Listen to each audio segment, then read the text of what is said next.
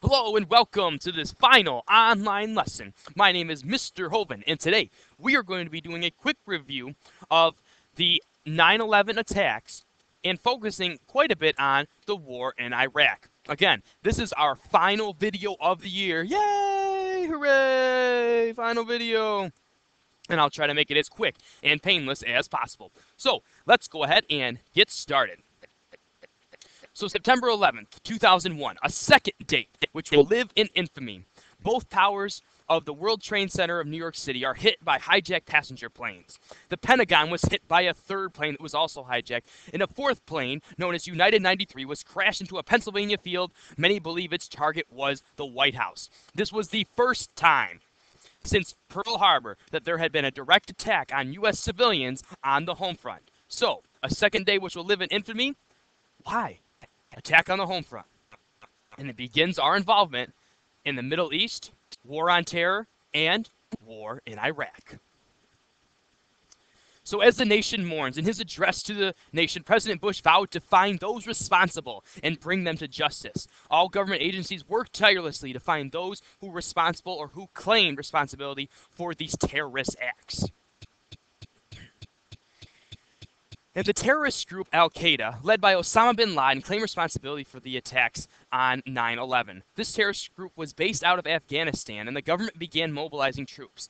And the war on terror had begun. We began sending troops into Afghanistan in order to fight the Taliban, Al-Qaeda, and rid this country of these groups. Now, keep in mind, look up right here. The war in Iraq was happening very similar times. And remember, we had already done battle with Iraq when they invaded Kuwait in the 1990s. And we said it was for humanitarian reasons and so on and so forth. But the big reason was our oil that we wanted to get from the Middle East. The U.S. believed that Saddam Hussein, at the same time as the war on terror was going on, had weapons of mass destruction, nuclear weapons that he would use against us or against our allies. So President Bush persuaded the American government to send troops into Iraq. Their mission was to locate and destroy the weapons and free the Iraqi people and remove Saddam Hussein from power. Again, we're seeming to be overstepping our bounds. We're already engaged in a war in Afghanistan on the war on terror. Very difficult to win a war against an idea rather than a group of people. And there was no direct threat from Iraq other than the possibility of weapons of mass destruction that may or may not exist. So again, we're kind of jumping the gun a little bit going into Iraq. Now, the goals of the war on terror in Iraq: eliminate the leaders and their supporters. So eliminate Saddam Hussein, eliminate Osama bin Laden and their supporters. Eliminate danger for Americans at home and abroad. So trying to minimize the possibility of another terrorist attack on the home front.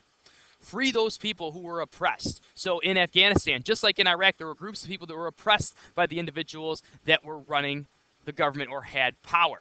And another goal was to set up new democratic governments that will eventually become self-sufficient. So once we set up the new government, we'll be there for a little while, and we'll be able to gradually just pull our support out, and they'll be able to function on their own. A very tall order to fill. So leaders fall. On December 13, 2003, Saddam Hussein was captured in a bunker outside of a small village in Iraq. He was put on trial and later executed by hanging on December 30th, 2006. Osama bin Laden. SEAL Team 6 raids a compound in Pakistan, killing bin Laden. We had jumped into Pakistan and carried out this mission without the Pakistan government's permission. Again, creating more tensions in the Middle East. Foreign affairs. Our relationship with other countries. We're jumping into a country, eliminating someone who we see as a threat without their permission. Definitely not going to sit well with the Pakistani government. It would seem that the war on terror and the war in Iraq, with the elimination of these two men, were coming to their respective ends. However, we were sadly mistaken. Despite the elimination of the major leaders, the conflicts continued to rage on. Weapons of mass destruction were never found in Iraq. They weren't there. There weren't any of them. All of that stuff that we were told about the possibility of weapons of mass destruction in Iraq was not true. The U.S. has been pulling out troops from Afghanistan and supposedly all from Iraq, but there are still thousands of soldiers in the Middle East fighting these battles. The war on terror in Afghanistan is still going on. They are still fighting these insurgents, and it doesn't seem like we're really winning. very Vietnam-like.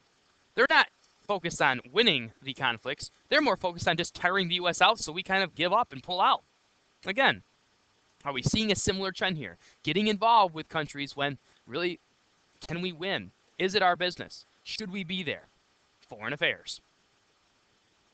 Present day, the war on terror is nowhere near being over. Like I said earlier, you're fighting more of an idea.